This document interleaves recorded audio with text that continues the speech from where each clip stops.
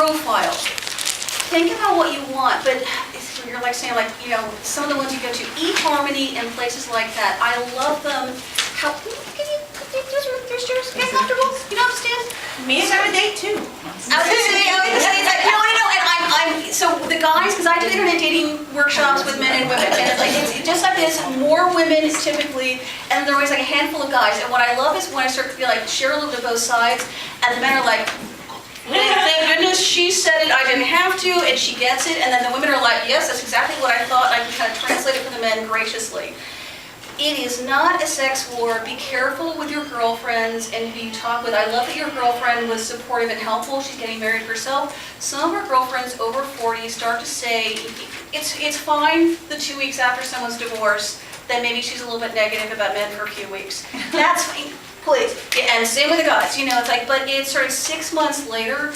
Be careful about hanging out, who you hang out with. Law of Association tells us that the people we hang out with and what they're saying and what they do has the most impact on our own behavior and outcomes in our own lives. So you want to start making sure you've got at least a few girlfriends who are single and actively dating as well, a few male friends. Or even girlfriends too, because sometimes they're helpful with like, go check it over here, here's a really good place or something like that.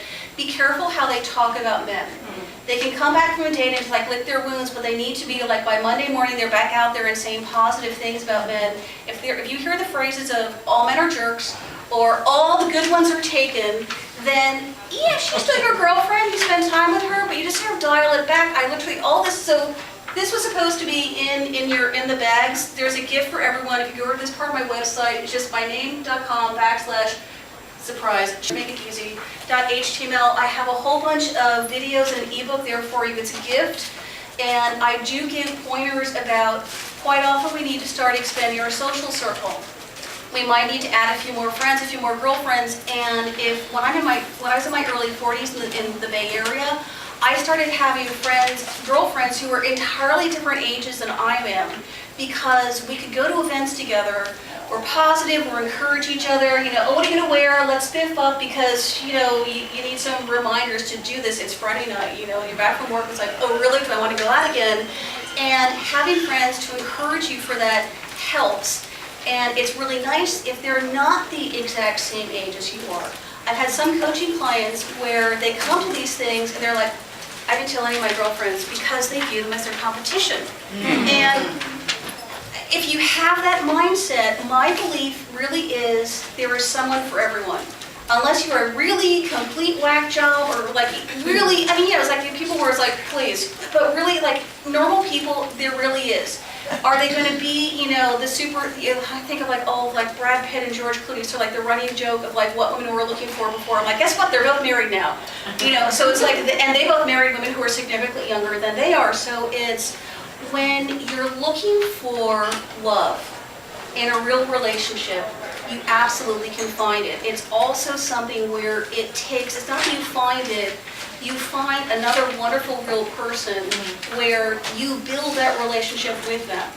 Over 40, over 50, most of us are either widowed or divorced. I was joking before, it's like my little trundle carry-on baggage. Like most of us have at least one good roller cart of baggage, you know, to come along with us. It's okay. There's stuff where it's like, if you were fresh, it's like, you know, you're widowed, it's been a few years and things like that. I'll put it at the page, but the Grief Recovery Handbook, terrible name, wonderful process, wonderful people. It's sort of like exfoliating, you know, and like guys, it's like, you know, preparing the wall before you go. You need to actually take the wallpaper off before you paint it. Think of it as sort of, it's kind of like that.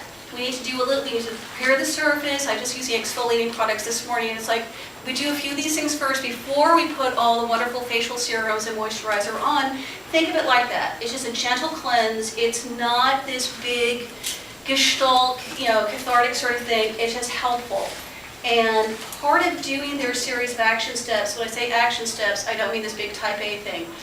They're gentle and they really help not only to cleanse and exfoliate, but also for kind of building the communication skills we're going to need in a relationship.